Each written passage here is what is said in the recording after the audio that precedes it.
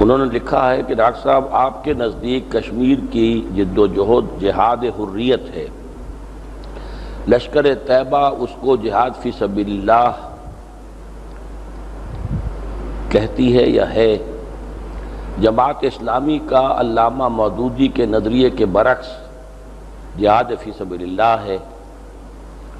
قاضی حسین احمد حزب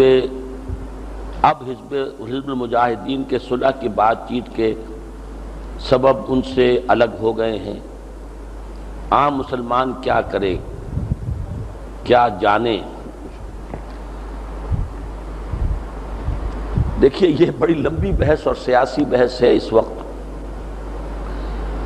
دیکھیے جو بھی شخص کسی کام میں حصہ لے رہا ہوتا ہے اصل اس کا معاملہ نیت کا ہوتا ہے۔ کوئی شخص اگر حضور کے ساتھ جہاد فی سبیل اللہ میں شریک ہوتا تھا لیکن اس کی نیت خالص نہیں ہوتی تھی، اگر مال غنیمت کے لیے وہ جا رہا ہے تو پھر اس کا جہاد فی سبیل اللہ نہیں تھا۔ اگر وہ اپنی بہادری کا دکھانے کو جا رہا ہے تو وہ جہاد فی سبیل اللہ نہیں ہے۔ تو ایک تو معاملہ یہ ہے کہ وہ ہر فرد کی نیت پر ہے۔ بحیثیت مجموعی ہم اکثریت کے حساب سے حکم لگاتے ہیں، تو اکثریت کے حوالے سے یہ جہاد حریت ہے، آزادی حاصل کرنا چاہتے ہیں، ہندوستان سے علیحدہ ہونا چاہتے ہیں۔ اس حوالے سے میری رائے یہی ہے، جہاد حریت ہے۔ پاکستان کا اس میں حصہ لینا سرکاری سطح پر تو غلط ہے، جو مولانا مودودی کی رائے تھی وہی میری رائے ہے۔ یا تو پاکستان الٹیمیٹم دے، جنگ کا اعلان کرے، جنگ کرے، نتیجہ اللہ کے ہاتھ ہے۔ اگر اللہ ہماری مدد کرے گا، اور اللہ تعالیٰ کی مدد کی ہمیں توقع نہیں ہے، اس لیے نہیں ہے کہ ہم نے اللہ کے خلاف بغاوت کر رکھی، ہم تو سودی نظام لے کر چل رہے ہیں، تو اللہ کے تو خود ہمارے خلاف اعلان جنگ ہے، تو ہم کیسے اس سے امید کر سکتے ہیں؟ لہذا ہم جرأت ہی نہیں کر سکتے کہ اعلان جنگ کریں۔ اب عام آدمی جو یہاں سے جاتے ہیں اپنے طور پر جاتے ہیں تو ان کا معاملہ وہ ذاتی ہے، وہ جا سکتے ہیں، لیکن اگر حکومت کر رہی ہے تو وہ غلط کام کر رہی ہے۔ عذرو دین کہ اوپر سے صلح بھی ہے اور سفارت خانے بھی ہیں اور سب کچھ ہے، اور کہہ بھی رہے ہیں کہ ہمارا کوئی حصہ نہیں ہے، ہم تو صرف مورل سپورٹ دے رہے ہیں۔ اگر ایسا ہے تو ٹھیک ہے، نہیں ہے تو غلط ہے، بس میں اتنا ہی کہہ سکتا ہوں۔ باقی یہ کہ حزب المجاہدین نے اگر یہ کام کیا ہے تو یہ ان کی اپنی حکمت عملی ہے۔ کسی وقت واقعتاً کسی جد و جہد کے اندر صلح جو ہے وہ بھی ایک وقتی مصلحت کے تحت کرنی پڑتی ہے۔ حضور نے صلح کی، صلح حدیبیہ، اور دم کر کی، اور مسلمانوں کا خون جو ہے اس وقت کھول رہا تھا، حضرت عمر سے ضبط بھی نہیں ہو سکا، وہ آئے بھی، کیا ہم حق پر نہیں ہیں؟ حضور نے فرمایا بالکل ہم حق پر ہیں، پھر ہم دم کر صلح کیوں کر رہے ہیں؟ کہ اگر ہمارا کوئی آدمی آئے گا وہاں سے بھاگ کر تو ہم واپس کرنے پر مجبور ہوں گے، اور کوئی یہاں سے آدمی بھاگ کے وہاں گیا تو وہ واپس نہیں کریں گے، تو انیکول ہو گیا۔ اور اب ہم نے احرام باندھے ہوئے ہیں عمرے کے، اور ہمیں یہیں پر احرام کھول دینا پڑے گا، لیکن حضور نے کیا، اللہ نے اسے فتح مبین قرار دیا، انا فتحنا لک فتحا مبینا۔ اس لیے ان کی نیتوں پر حملہ کرنے کی ضرورت نہیں ہے۔ مجھے قاضی صاحب سے اتفاق نہیں ہے، بلکہ مجھے بھارت پر ایک اتمام حجت کرنے کے لیے کہ وہ کہتا ہے کہ اگر جنگ بندی دہشت گردی ختم ہو جائے تو ہم بات کرنے کو تیار ہیں، تو انہوں نے اگر انہیں اس کے اوپر حجت قائم کرنے کے لیے یہ کام کیا ہے، اور آج محسوس ہو رہا ہے کہ شاید نہیں ہو سکے گا، اس لیے کہ بھارت منہ کر رہا ہے جو اس کی عادت تھی پرانی۔ ایک تو یہ کہ پاکستان کو شامل کرنے کو تیار نہیں ہے، ایک اس نے پہلے انڈیکیشن یہ دی تھی کہ ہم یہ شرط نہیں لگائیں گے کہ with in the premises of the constitution of India بات ہوگی، اب شاید اس کی بھی پخ لگا رہا ہے، تو نہیں ہو سکے گا۔ لیکن ایک انہیں دلیل اور حجت حاصل ہو جائے گی حزب المجاہدین کو، دیکھو ہم نے تو کوشش کی تھی کہ صلح کے ذریعے سے اور بات چیت کے ذریعے سے معاملہ طے ہو جائے، اور یہ ان کے لیے ایک بڑا پوائنٹ سکور کرنے کا ذریعہ بن جائے گا عالمی رائے عامہ کے اعتبار سے۔ لائیے اچھا، یہ بھی ڈاکٹر صاحب ہی آ گئے، ڈاکٹر آفتاب احمد۔ آپ نے فرمایا کہ اس وقت دنیا میں کہیں صحیح اسلامی حکومت نہیں دکھا سکتے، تو کیا افغانستان طالبان کی حکومت اسلام کے مطابق نہیں ہے؟ افغان حکومت طالبان کی اسلام کے مطابق ہے، لیکن اسلام کا بھی ایک ورشن جو ہے حنفی، حالانکہ اسلام صرف حنفیت کا نام تو نہیں ہے نا، جب اہل سنت بھی مانتے ہیں کہ شافعی مسلک بھی اسلام میں ہے، مالکی بھی اسلام میں ہے، اہل سنت کا ہے، حنبلی بھی ہے، پھر یہ کہ اہل حدیث کو بھی کوئی اہل سنت سے خارج تو نہیں کر سکتا۔ تو جس وسعت کی ضرورت ہے، اور اسلام جو نظام قائم کرتا ہے کفالت عامہ کا، وہ تو وہاں نہیں ہے۔ وہاں ہمارا جو وفد گیا تھا، وہاں پہ انہوں نے گورنر سے بات کی، ان کا کہ کفالت وغیرہ ہماری ذمہ داری نہیں ہے، رزق دینا اللہ کے ذمہ ہے، کوئی چوری کوئی کرے گا تو ہم کاٹیں گے، ہاتھ کاٹیں گے۔ تو یہ ابھی وہ کامل جو اسلامی نظام جو خلافت راشدہ کا تھا وہ ابھی نہیں آیا ہے۔ امید ہے اس اعتبار سے بہرحال وہ ایک بازی لے گئے ہیں کہ شریعت انہوں نے نافذ کر دی ہے، امن و امان قائم کر دیا ہے، یہ ان کا ایک اچھا پہلو ہے۔ ہم ان کے لیے دعائیں بھی کرتے ہیں کہ مزید بھی تو عہد حاضر کے تقاضوں کو بھی پورا کرے، اور وہ خلافت راشدہ کی ساری برکات کہ حضرت عمر نے فرمایا تھا کتا بھی بھوکا مر گیا تو عمر جواب دہ ہوگا قیامت کے دن، تو یہ ساری ذمہ داری بھی جو قائد ہوتی ہے۔ شکیل احمد صاحب، تبلیغی جماعت نام پڑ گیا ہے، اس کے بانی نے یہ نام نہیں رکھا تھا، کی محنت سے جو افراد تیار ہو رہے ہیں ان کو اللہ کے یہاں کوئی قیمت ہے یا نہیں؟ اس محنت سے انسانوں میں تبدیلی ہو رہی ہے یا نہیں؟ یعنی جو اپنے اوپر محنت کریں ان میں تبدیلی، اگر یہ تعداد بہت بڑی تعداد میں بدل جائے تو معاشرے میں تبدیلی کیا واقع نہیں ہوگی؟ اس جماعت کے ذریعے امت جمع ہو رہی ہے یا نہیں؟ اس کے اجتماع میں دنیا میں بھر سے مسلمان جمع ہوتے ہیں یا نہیں؟ جو حج کے بعد سب سے بڑا اجتماع ہوتا ہے، بعض اوقات تو حج سے زیادہ بڑا اجتماع ہوتا ہے۔ حج میں تو اب 30 لاکھ 35 لاکھ کی بات نہیں رہی، ایک زمانے میں ہوئی تھی، بنگلہ دیش میں تو 30-35 لاکھ تک آدمی جمع ہوتے ہیں۔ دیکھیے یہ ہمارا طریقہ نہیں ہے کہ ہم دوسری جماعتوں پر اس کے طریقہ کار کے اوپر تنقید کریں۔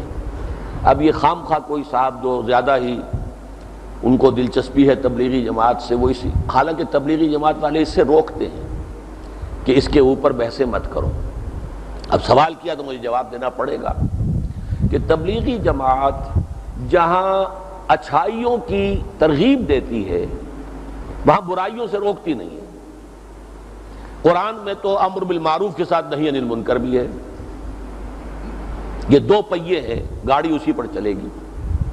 پھر تبلیغی جماعت نظام کی بات نہیں کرتی، افراد میں یقیناً نیکی آتی ہے، تقویٰ آتا ہے، عبادات اچھی ہو جاتی ہے، وضع قطع بدل جاتی ہے، داڑھی رکھ لیتا ہے آدمی، بہت اچھی بات ہے، اچھا کام ہو رہا ہے۔ لیکن حضور نے جماعت تیار کر کے پھر جہاد کیا تھا۔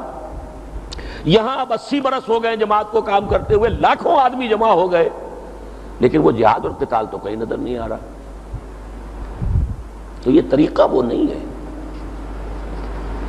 یہ طریقہ جو ہے یہ انقلابی نہیں ہے۔ حضور نے ایک ملک کے اندر انقلاب برپا کیا، پھر وہ دوسری دنیا میں پھیلا۔ یہاں ہم جو ہیں وہ جا کر امریکہ تک میں تبلیغ تو کر رہے ہیں، لیکن کسی ایک ملک کے اندر اسلام مکمل نافذ کرنے کی ہم پوزیشن میں نہیں۔ یہ ہے ہمارا ان سے اختلاف ہے۔ اور تیسرے یہ کہ وہ قرآن کے ذریعے سے دعوت نہیں دیتے ہیں، وعظ بزرگوں سے سنا ہے، بزرگوں کی باتیں ہیں، حدیثیں جن میں ضعیف حدیثیں بھی، ان سے بات ہو رہی ہے، جبکہ ہم نے یہ دیکھا ہے تبشیر قرآن سے کرو، تذکیر قرآن سے کرو۔ اوحی الی ھذا القرآن لانذرکم بہ، یہ قرآن مجھ پر وحی کیا گیا تاکہ اس کے ذریعے سے خبردار کروں۔ وعظ ہے تو قرآن ہے، یا ایھا الناس قد جاءتکم موعظۃ من ربکم، موعظہ قرآن سے بڑا کون سا ہوگا؟ تو نصیحت ہو، وعظ ہو، تبلیغ ہو، اس کا اصل مرکز و محور قرآن ہونا چاہیے۔ ہم نے اسی لیے دعوت رجوع القرآن کو مرکز بنایا ہوا ہے۔ اس کے باوجود جو لوگ بھی اس میں کام کریں اپنی نیت کے حوالے سے بہتری ہوگی، اللہ کرے گا۔ شہزاد خان صاحب، جیسا کہ آپ نے فرمایا انقلابی دعوت اور تبلیغی کے لیے پہلا مرحلہ قرآن کی آیات کی تعلیم ہے، سوال یہ ہے کہ اس کو کس طرح کیا جائے؟ کیا براہ راست قرآن سنایا جائے یا اس کا دماغ قبر اور حشر وغیرہ کے تذکرے سنا کر قرآن کے بیج کے لیے زرخیز کیا جائے؟ کیونکہ ہم دیکھتے ہیں کہ آج کل قرآن کے ترجمے اخبارات وغیرہ میں ہر جگہ عام ہیں، مگر ہدایت عام نہیں ہو رہی۔ مختصراً یہ کہ قرآن سے میکسیمم بینیفٹ کس طرح حاصل کریں۔ دیکھیے قرآن مجید سے میکسیمم بینیفٹ اس طور سے حاصل ہوگا کہ ایک تو آپ عربی سیکھیں، خود اپنی آنکھوں سے قرآن پڑھیں، اور آپ قرآن کے معلم اور داعی بن کر کھڑے ہوں۔ اگر اللہ 1 کروڑ قرآن نازل کر دیتا اس سے انقلاب نہیں آتا تھا۔ قرآن کے ساتھ معلم آیا، محمد صلی اللہ علیہ وسلم، معلم، مبلغ، اور انہوں نے اپنی سیرت اس کو دکھایا کہ جو کچھ قرآن میں اس پر عمل کر کے دکھایا، تب دعوت ہوتی ہے۔ ورنہ یہ کہ قرآن مجید جو ہے، آپ اس وقت دنیا میں اگر 600 ارب انسان بستے ہیں، 600 ارب قرآن شائع کر کے اس سے کیا ہوا؟ کچھ بھی نہیں۔ وہاں تو قرآن تھا بھی نہیں کسی کے پاس، کسی کے پاس چند سورتیں ہیں لکھی بھی، کہیں کاغذ پر ہیں، کسی کے پاس کہیں کسی کھال پر لکھی۔ یہ ایسا قرآن کہاں تھا وہاں؟ کسی ایک کے پاس بھی نہیں تھا۔ یہ قرآن تو جمع ہی ہوا ہے ما بین الدفتین، ان 2 جلدوں کے درمیان قرآن کی شکل بنی حضرت ابوبکر کے زمانے میں، حضور کے زمانے میں تو تھا ہی نہیں۔ تو تعلیم، تبلیغ، اور اس میں سب سے پہلے مبلغ اور معلم کا کردار۔ وَمَنْ أَحْسَنُ قَوْلًا مِّمَّنْ دَعَا إِلَى اللَّهِ وَعَمِلَ صَالِحًا وَقَالَ إِنَّنِي مِنَ الْمُسْلِمِينَ۔ اس شخص سے بہتر بات کس کی ہوگی جو اللہ کی طرف بلائے اور خود نیک عمل کر رہا ہو، اور وہ کہے کہ میں بھی مسلمانوں میں سے ہوں۔ ڈاکٹر غلام علی صاحب، مسلمانوں کی موجودہ صورتحال آپ نے وضاحت فرمائی۔ قرآن مجید کا مسلمانوں کو علم بھی سب کو معلوم ہے۔ پھر اس صورتحال سے نپٹنے کے لیے جہاں مسلمان سائنس کے لحاظ سے اور علم دین کے لحاظ سے، انسانی مسلمانی بندہ مومن کے اخلاق کے لحاظ سے بہت پیچھے ہیں، کیا حکمت عملی ہونی چاہیے؟ میرا خیال ہے حکمت عملی میں نے بیان کر دی ہے۔ قرآن کا علم کہاں ہے؟ مجھے تو آپ کو پتہ نہیں، معلوم ہوگا کہ کہیں ہے۔ وہ علم جو عمل بھی پیدا کرتا ہے، علم تو وہ ہوتا ہے، ورنہ معلومات ہوتی ہیں، معلومات اور ہے، علم اور شے ہے۔ علم اگر صحیح ہے تو وہ انسان کے عمل پر اثر انداز ہوتا ہے، تو وہ تو کہیں نظر نہیں آتا۔ اس لیے یہ کام جو ہے کرنے کا ہے۔ طریقہ کار محمد رسول اللہ کا ہوگا صلی اللہ علیہ وسلم۔ یتلو علیہم آیاتہ ویزکیہم ویعلمہم الکتاب والحکمہ، یہ سورہ جمعہ کا حاصل ہے، اور پھر ان کو جمع کر کے جہاد اور قتال کرنا یہ سورہ صف کا حاصل ہے۔ طریقہ کار اس کے سوا اور کوئی نہیں۔ حبیب الرحمان صاحب، میں تنظیم اسلامی کا رکن نہیں، ہمدرد ضرور ہوں۔ میں نے آپ کے 1 سے زائد خطابات سنے ہیں۔ آپ نے فرمایا میں کوشش تو کر رہا اسلامی نظام قائم ہو جائے، لیکن مجھے امید نظر نہیں آتی کہ میں کامیاب ہوں گا۔ یہ بات سن کر میرے اندر سے آواز آتی کہ ڈاکٹر صاحب کو جب معلوم نہیں ہے، جب امید نہیں ہے کامیابی کی، میں ادنا سا گناہگار انسان کیا کوشش کر سکتا ہوں؟ دیکھیے، انسان کو اپنے آپ کو دھوکہ نہیں دینا چاہیے۔ بہت سے نبی دنیا سے گزر گئے کہ ان کے ہاتھوں کچھ عملی نتیجہ نہیں برآمد ہوا، تو ہم کس کھیت کی مولی ہیں کہ ہم اپنے آپ کو دھوکہ دیں؟ البتہ کام کرنا ہے فرض کے اعتبار سے۔ نماز پڑھنی ہے، فرض ہے، جواب نہیں کرنی ہوگی اللہ کے ہاں۔ حالانکہ ہماری نماز وہ صحابہ والی نماز تو نہیں ہے۔ کیا میں اور آپ وہ نماز پڑھ سکتے ہیں جو محمد رسول اللہ پڑھتے تھے صلی اللہ علیہ وسلم؟ نہیں، لیکن نماز فرض ہے۔ اسی طرح اقامت دین کی جدوجہد فرض ہے، غلبہ دین کی جدوجہد فرض ہے۔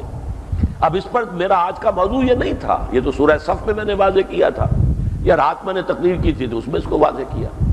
فرض ادا کرنا ہے، چاہے امید ہو چاہے نہ ہو، کامیاب ہونے کی امید ہو چاہے نہ ہو، فرض ادا کرنا ہے۔ خود حضور کا جو ہے معاملہ سن 10 نبوی جو ہے اس میں کوئی امید کی کرن نظر نہیں آ رہی تھی۔ مکے سے مایوس ہو کر طائف گئے تھے، طائف میں پتھراؤ ہوا، اور مکے میں 10 برس میں جو کچھ نہیں ہوا حضور کے ساتھ وہ طائف میں چند دنوں میں ہو گیا۔ مایوس ہو کر آئے ہیں، مکے میں داخل بھی نہیں ہو سکتے، ایک کافر اور مشرک کی پناہ لے کر داخل ہوئے ہیں، مطعم بن عدی، کافر مشرک، جو کہ ابو طالب کا انتقال ہو چکا تھا۔ اب وہ جو سپورٹ تھی مکے میں وہ ختم ہو چکی تھی، اسی لیے طائف گئے تھے۔ وہاں سے خالی ہاتھ آئے، مکے میں داخل نہیں ہو سکتے، فوراً قتل کر دیے جائیں گے۔ مطعم بن عدی کی امان لے کر داخل. بتائیے کہاں امید تھی.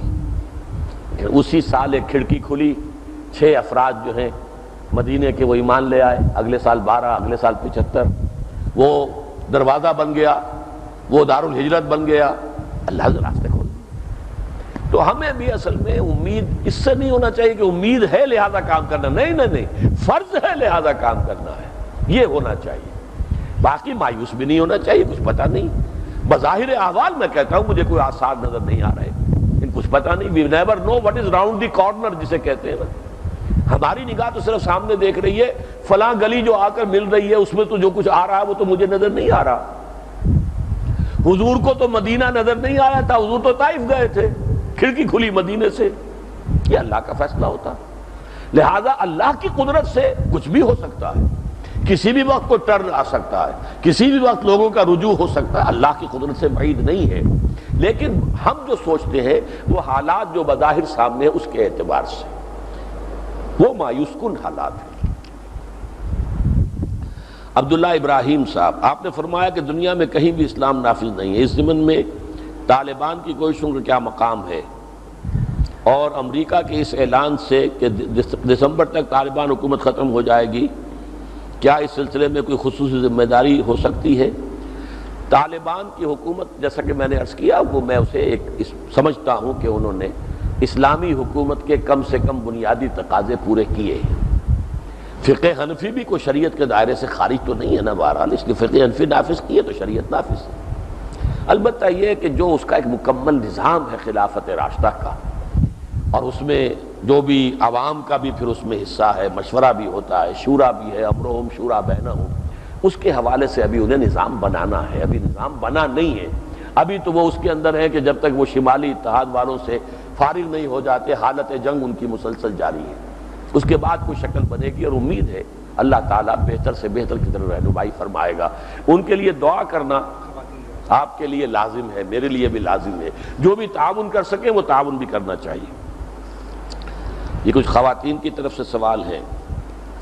کیا عورت اپنے گھر میں رہتے ہوئے امام کی اقتداء میں نماز ادا کر سکتی ہے جبکہ اس کے گھر سے مسجد کی اور امام اور مقتدی نظر آتے ہوں؟ گھر اور مسجد کے درمیان میں ایک سڑک کا فاصلہ ہے.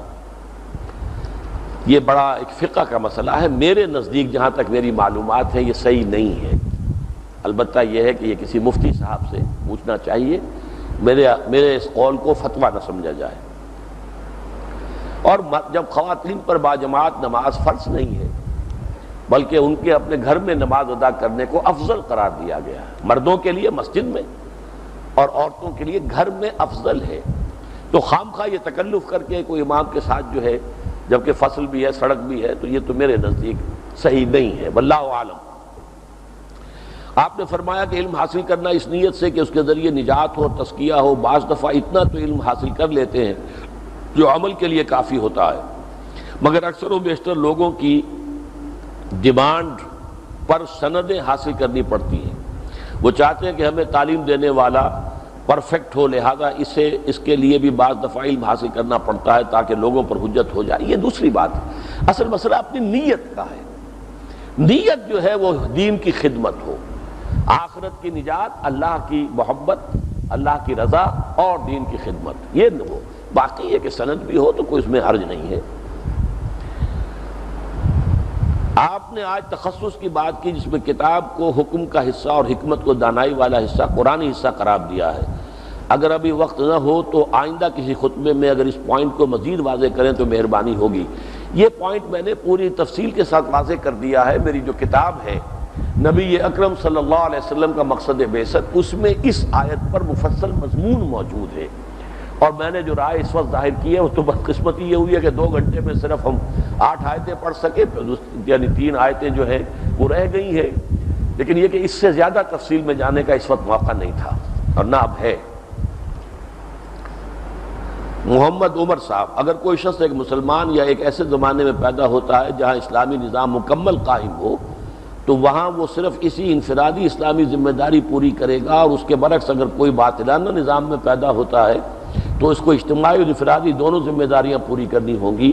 تو اس کا یہ مطلب ہوا کہ جو حضرت عمر جیسے دور میں پیدا ہوئے تو وہ بڑے فائدے میں رہا, کیونکہ وہاں ایک ایسا ماحول قائم ہو جاتا ہے جہاں نیکی کرنا آسان اور برائی کرنا مشکل ہوتا ہے۔ یقیناً جو دور صحابہ میں پیدا ہوئے، جو دور خلافت راشدہ میں پیدا ہوئے، یقیناً بہتر ہوا ہے۔ یہ اللہ کا فضل ہے جو ان کو اللہ نے عطا کیا ہے۔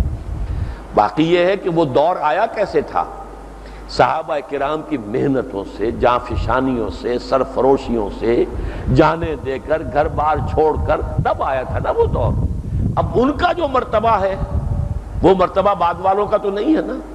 اب آپ کے لیے وہ مرتبہ حاصل کرنے کا موقع موجود ہے کہ آج کفر کا غلبہ ہے، طاغوت کا غلبہ ہے، اس غلبے کے خلاف جدوجہد کیجئے، اسی شان کے ساتھ کیجئے جس شان سے صحابہ کرام نے کی تھی، تو اللہ تعالیٰ آپ کو وہ رتبہ عطا فرمائے، وہ بلندتر رتبہ ہو۔ شمس الحق صاحب، افغانستان میں جاری جہاد شرعی ہے یا نہیں، کیونکہ اس میں پاکستان ملوث ہے جبکہ پاکستان کی تمام پالیسی امریکہ کے تابع ہے۔ ماضی میں نصیر اللہ بابر جیسے سوشلسٹ نے منظم کرتے رہے ہیں۔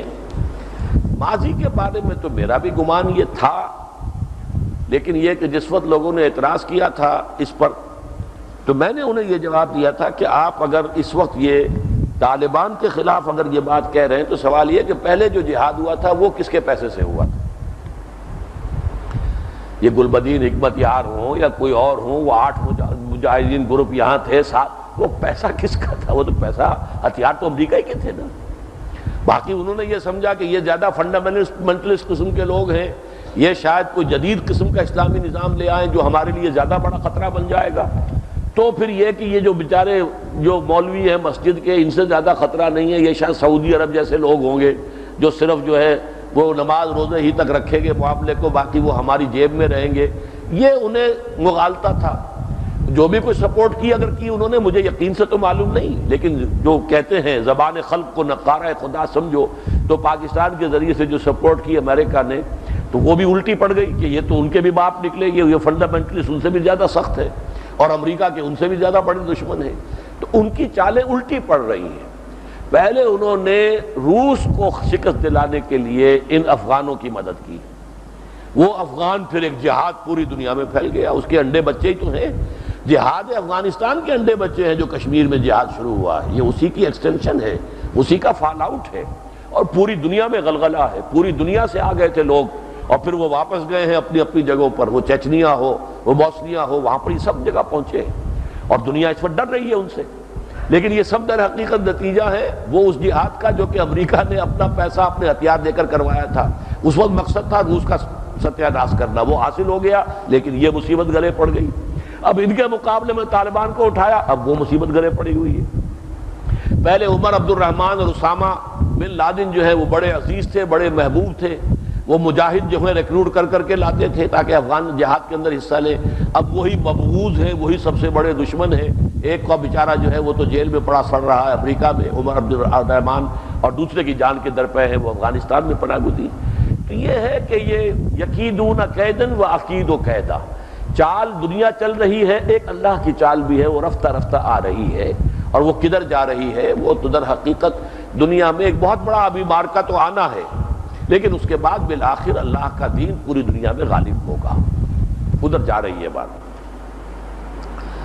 توحید یار خان صاحب، آپ کہتے ہیں کہ عنقریب دجال کی آمد ہے اور یہی جنریشن انشاءاللہ اسے دیکھے گی اور وہ فوج بھی جنت میں جائے گی، تو کیا آپ کے ذہن میں تنظیم کے افراد کا کیا کردار ہوگا، اور کیا آپ تنظیم کے لوگوں کو ذہناً گھر سے نکل کر لڑنے اور حضرت عیسیٰ کی فوج میں شامل ہونے کے لیے تیار کریں گے؟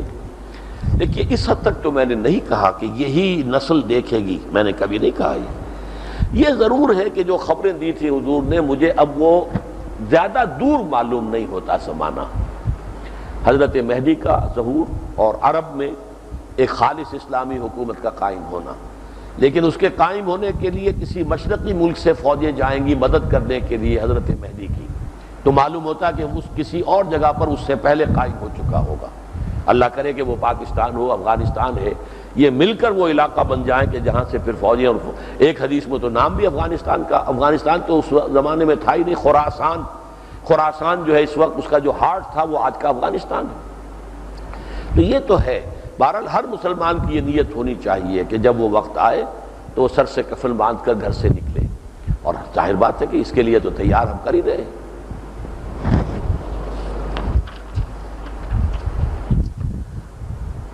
محمد رضوان صاحب، یہودی اگر اللہ تبارک و تعالیٰ کے پسندیدہ چنیدہ قوم نہیں تو معاشی، مالیاتی اور سیاسی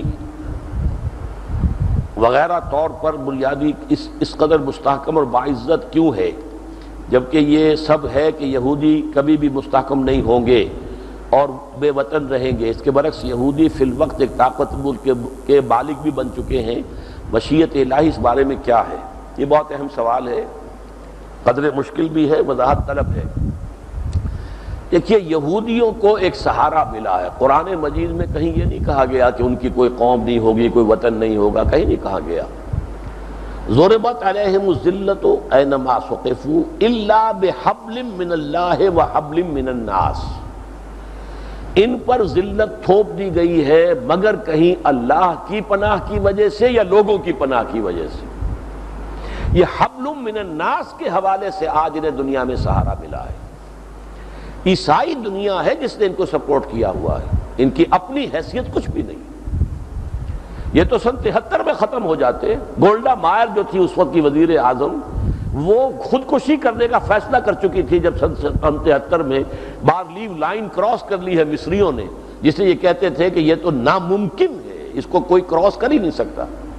تو مصریوں نے 1967 کی شکست کا داغ جو تھا اپنے چہرے پر سے دھو دیا تھا، بارلیو لائن کراس کی رمضان سن 73 میں، اور اس وقت جو ہے یہ خودکشی کرنے پر آمادہ ہو چکی تھی۔ وہ تو پھر امریکہ کا جو اسلحہ کا جو انبار آیا ہے وہاں پر، تو امریکہ نے شکست دی ہے، پھر جو دی ہے مصر کو، وہ اسرائیل نے تو نہیں دی۔ تو اس وقت بھی قرآن مجید کے ایک لفظ کے حوالے سے ہم ان کا جو یہ بھی اس وقت کا ابال ہے، عارضی ابال ہے، یہ ابال شروع ہوا 1917 سے اور اب یہ اپنے عروج کو پہنچ رہا ہے۔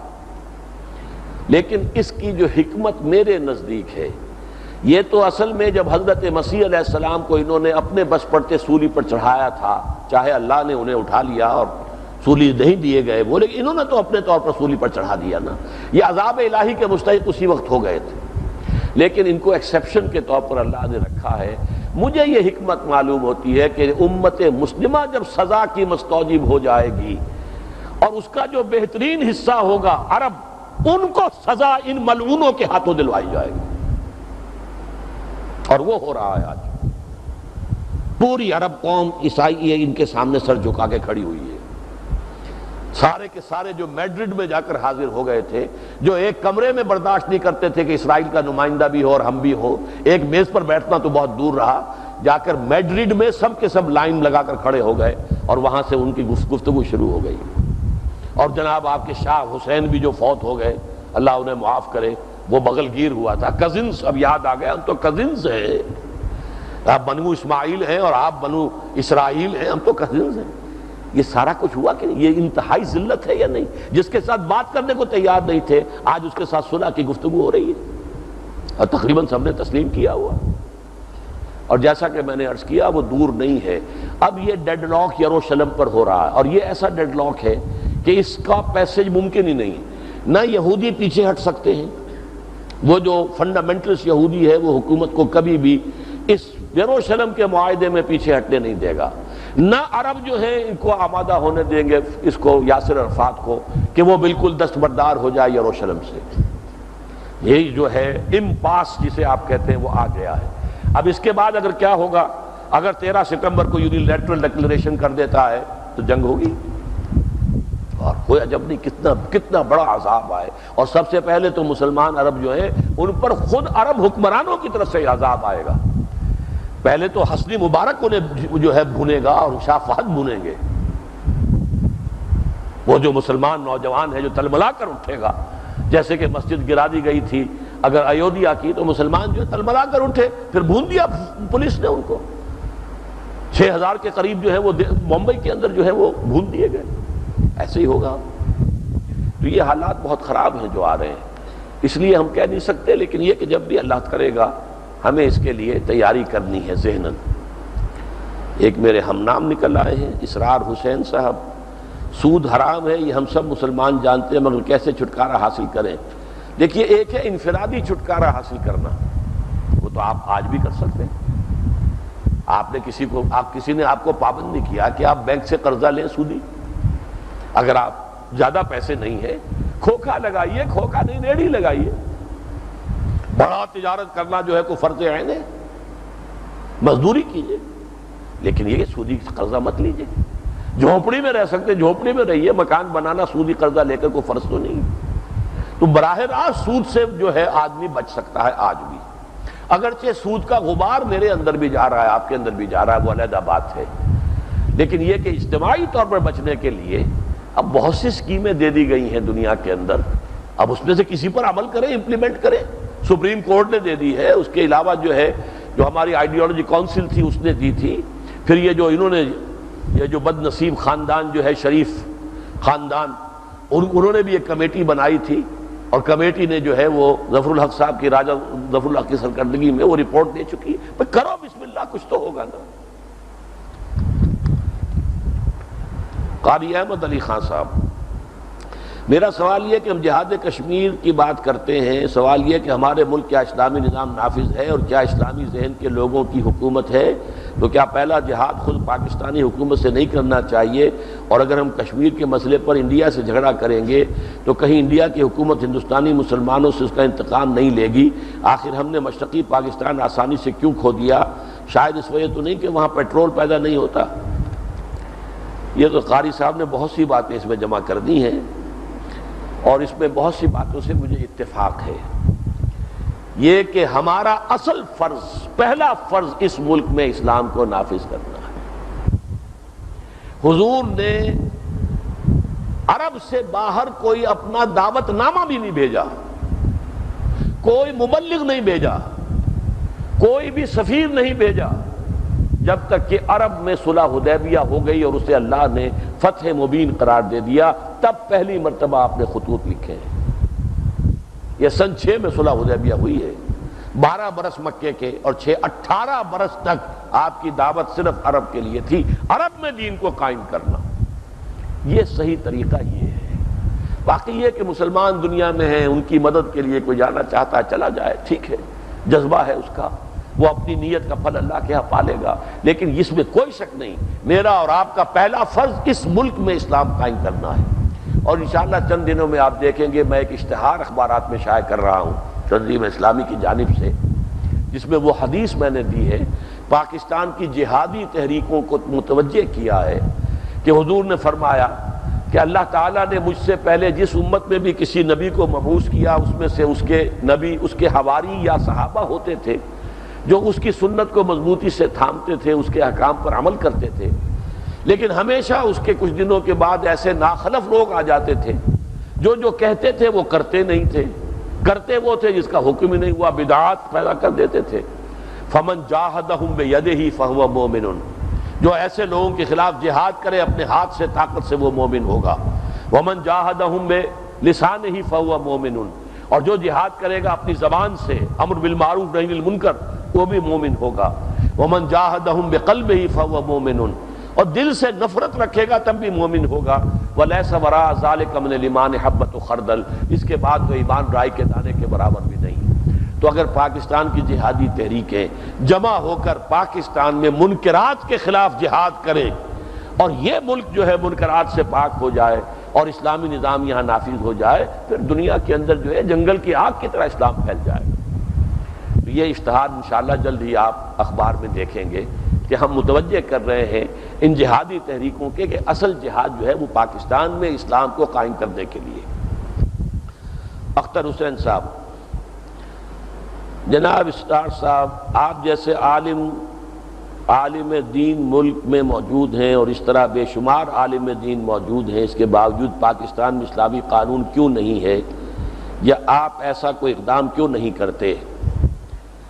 میرے پاس جو طاقت ہے وہ شاید ابھی 2000 سے زیادہ آدمی نہیں ہے، اور وہ بھی میرے اعتبار سے جو معیار ہونا چاہیے اقدام کے لیے اس معیار پر پورے نہیں کرتے۔ اب کیا کریں؟ تبلیغی جماعت ہے، جب ان کے ہاں 30 لاکھ 20 لاکھ 10 15 لاکھ، لیکن وہ بھی کہتے ہیں کہ یہ بھی ہمارے ہاں جو بھیڑ آتی ہے یہ ہماری اصل طاقت نہیں ہے۔ بہرحال ہمارے تو یہ، میرے اندازے میں یہ ہے کہ جب تک 2 لاکھ آدمی پاکستان میں ایسا نہ ہو کہ جو اپنی جان پر، اپنی ذات پر، اپنے گھر میں دین نافذ کر چکا ہو. یہ شرط ہے سب سے کڑی، سب سے مشکل، سب سے بھاری. یہ نہیں کہ گھر میں تو پردہ نہیں ہے اور باہر چلے ہیں بے حیائی کے خلاف، سارا اپنا دھندا سود پر ہے اور چلے ہیں اسلام نافذ کر دیں. یہ نہیں. اپنے ذات، اپنے گھر میں اسلام جتنا عمل کر سکتے ہیں، کسی نے آپ کو مجبور نہیں کیا کہ شرعی پردہ نافذ نہ کریں، آپ نافذ کر سکتے ہیں. کسی نے، ابھی میں نے آپ کو بتایا، آپ کو پابند نہیں کیا کہ اپنا کاروبار وسیع کرنے کے لیے آپ قرض لیں. کوئی نہیں، آپ چھوٹے کاروبار پر قناعت کریں. جو اپنی جان پر، اپنے ذات پر، اپنے گھر میں دین نافذ کر لیں، نمبر ایک.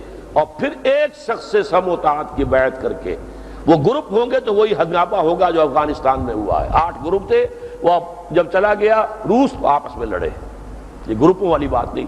آج بھی وہ گروپ جو ہے تقسیم ہو گئے کشمیر کے اندر، ایک نے صلح کر لیا، باقی اس کے اوپر فتوے لگا رہے ہیں. گروپ نہیں، ایک امیر کے ساتھ بیعت ہو، پھر اقدام ہوگا، پھر چیلنج ہوگا. یہ نہیں تو خامخواہ جو ہے قبل از وقت کو اقدام کر دینا صحیح نہیں. اچھا حضرات، اب بہت سوالات ابھی ہیں، لیکن ظاہر بات ہے کہ اب میں بھی تھک گیا ہوں، وقت بھی ختم ہو گیا ہے. 2 بجے جماعت ہونی ہے تو اذان ہونی ہے ابھی. اب آپ حضرات جو ہے اللہ تعالیٰ سے دعا کیجئے، جو کچھ سنا ہے اللہ تعالیٰ اسے ہمارے دلوں میں راسخ کر دے. اللہم ارحمنا بالقرآن العظیم، اے اللہ اس قرآن عظیم کی بدولت ہم پر رحم فرما. واجعلہ لنا اماما ونورا وہدی ورحمہ، اے اللہ اس قرآن کو ہمارا امام بنا دے، ہمارے لیے روشنی بنا دے، رحمت بنا دے، ہدایت بنا دے. اللہم ربنا علمنا مما جہلنا وذکرنا مما نسینا، اے اللہ ہم جو کچھ بھول گئے ہوں اس کتاب میں سے وہ ہمیں یاد کرا دے، جو ہم واقف نہیں ہیں اس کا علم ہمیں عطا فرما دے. اے اللہ اسے ہمارے حق میں حجت بنا، دلیل بنا. واجعلہ لنا حجتا یا رب العالمین. اللہم اغفر لنا ذنوبنا وکفر عنا سیئاتنا وتوفنا مع الابرار. اللہم وفقنا لما تحب وترضى. اللہم وفقنا نقیم دینک المتین. اے اللہ ہمیں توفیق دے اس تیرے عطا کردہ ملک پاکستان میں نظام خلافت علی منہاج النبوت کو ہم قائم کریں، اور پھر یہ نظام خلافت علی منہاج النبوت پوری دنیا میں پھیل جائے. اللہم اغفر لنا ولآبائنا ولأمہاتنا ولجمیع المؤمنین والمؤمنات والمسلمین والمسلمات الاحیاء منہم والاموات انک سمیع مجیب الدعوات. وصلی اللہ تعالی علی خیر خلقہ محمد وآلہ واصحابہ اجمعین برحمتک یا ارحم الراحمین.